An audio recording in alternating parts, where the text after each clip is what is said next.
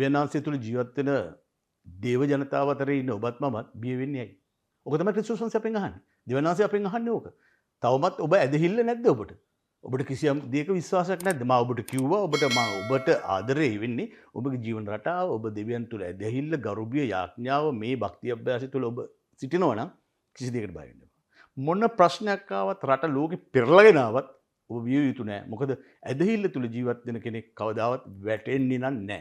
බිය වෙන්න එපා. ඇදහිල්ල තුල ක්‍රිස්තුස් වහන්සේගේ යාඥාවෙන් තමයි ඇදහිල්ල බලවත් වෙන්නේ. ඒ බලවත් වීම තුල ජීවිතය තුල පුදුමාකාර වෙනසක් ඇති වෙවි. කිසිසේත් බිය යුතු නෑ. එකක් දෙවියන් වහන්සේ අපිත් එක්ක, ස්වාමීන් වහන්සේ අපිත් එක්ක, ශුද්ධාත්මයන් වහන්සේ අපිත් එක්ක, ක්‍රිස්තුස් වහන්සේ අප සමගයි.